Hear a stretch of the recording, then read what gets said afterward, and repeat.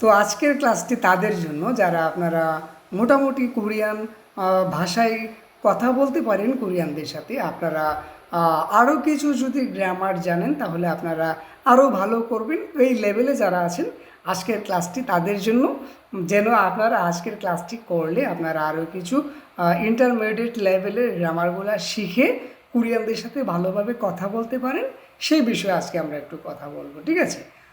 তো মূলত কথা হলো, যারা আপনারা কোরিয়াতে দীর্ঘদিন ধরে আছেন, কোরিয়ানদের সাথে কথা বলতে পারছেন না, যদি আপনারা একটা স্পোকেন কোর্স করতে চান তাহলে অবশ্যই আমার সাথে যোগাযোগ করবেন।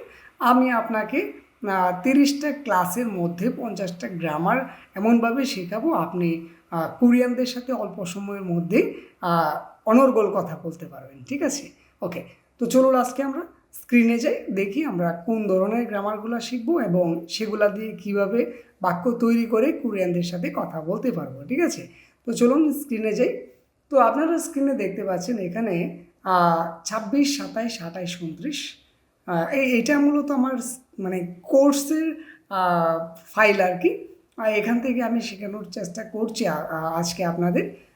মূলত আমি কেমন ধরনের গ্রামারগুলো নিয়ে আলোচনা করি, কিভাবে আমার স্টুডেন্টদেরকে আমি শিখাই, সেই বিষয়টা আপনাদেরকে আজকে আমি বুঝাবো। তো 26 নম্বর গ্রামারটা আছে মিয়ন দেও, উমিয়ন দেও প্লাস আনদেও, ঠিক আছে? ওকে, তো দেখেন এইখানে একটা জিনিস আপনাদেরকে আমি বলে রাখি, দেও শব্দের অর্থ হলো হয় বা হবে, ঠিক আছে? আর এইখানে দেখেন আনদেও, আন মানে না, এই দেয়টা যদি হয় বা হবে হয়, হয় বা হবে হয়, আর যদি আগে না যুগটা হয়ে যায় তাহলে কি হবে? হবে না বা হয় না। তার মানে আমরা এখানে কি শিখলাম? দেয় মানে, দেয়ের অর্থ হলো হয় বা হবে, আনদেয় মানে হবে না বা হয় না, ঠিক আছে? বা চলবে বা চলবে না, এরকম, ঠিক আছে? তাহলে এখানে আমরা গ্রামারটা কি পাচ্ছি? মিয়ন আর উমিয়ন। এখন আমি একটা জিনিস বুঝাই, এই মিয়ন শব্দের অর্থ কি আর উমিয়ন শব্দের অর্থ কি? এই মিয়ন শব্দের অর্থ হলো লে, মানে কোনো কিছু কাজ আছে না, সেই কাজের শেষে আপনি যখন লেটা ইউজ করবেন, কীরকম হতে পারে বাংলা ভাষায়? খাইলে, গেলে, ঘুমাইলে, দেখলে, বুঝলে, করলে, হ্যাঁ, এরকম টাইপের যে কথা আছে, মানে কাজ আছে, সেটার শেষে আপনি লে ইউজ করবেন। এই মিয়নের অর্থ হলো লে। আর উমিয়নটা যদি বাচ্চিং থাকে সেই ক্ষেত্রে হবে আর কি। আমরা যদি এরকমভাবে বলি যে মগদা মানে খাওয়া, ডাটা বাদ দেওয়ার পরে মগ মানে নিচে গ আছে, গিয়গ আছে, সেই জন্য আমরা এটাকে বাচ্চিং বলবো, আর সেই জন্য আমরা ইউজ করবো উমিয়ন, ঠিক আছে? তো এই ক্ষেত্রে আমরা উমিয়নটা ইউজ করবো বাচ্চিং যদি থাকে। তাহলে আমরা কি পাইলাম? মিয়ন এবং উমিয়নের অর্থ হলো লে, দেয় শব্দের অর্থ হলো হবে, আর আনদেয় শব্দের অর্থ হলো হবে না বা হয় না। ক্লিয়ার? ওকে, তো আমরা যদি একটু এক্সাম্পল দেখি, এখানে দেখেন 26 নাম্বার লেখা আছে না জিগুম গামিয়ন দেয়। প্রশ্ন করতেছি, না মানে আমি, জিগুম মানে এখন, গাদা মানে কি যাওয়া, তো দা বাদ দিলে থাকে গা, বাচ্ছিম নাই, তাহলে আমরা নিয়ে আসবো কি? মিয়ন। এখন আমি সেটাকে পজিটিভ করতে পারি, নেগেটিভও করতে পারি, ঠিক আছে? মানে কোনো কিছু করলে হবে, কোনো কিছু করলে হবে না, সেটা আমার ইচ্ছা, ঠিক আছে?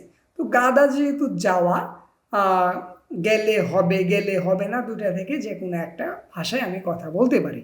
তো আমি এখানে বলছি, দেখেন, যেহেতু বাচ্চিম নাই, মিয়ন, গা মিয়ন দেয়, মানে না মানে আমি, জিগুম মানে এখন, গামিয়ন দেয়, গাদা মানে যাওয়া যদি হয়, দাটা বাদ দিয়ে মিয়ন দেয়টা আমি ইউজ করলাম, মানে গেলে হবে, মানে দেয় মানে অর্থ হলো হয় বা হবে, গাদা মানে যাওয়া, ডাটা বাদ দিয়েই তো আমাদের এই গ্রামারের ইউজটা করতে হবে, তাই না?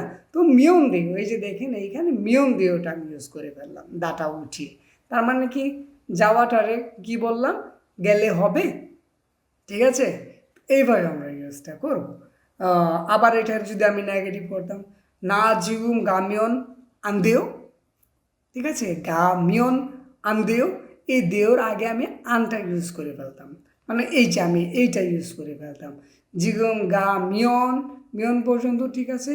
আমি আন্দেও যোগ করে দিলেই হয়ে যেত, ঠিক আছে?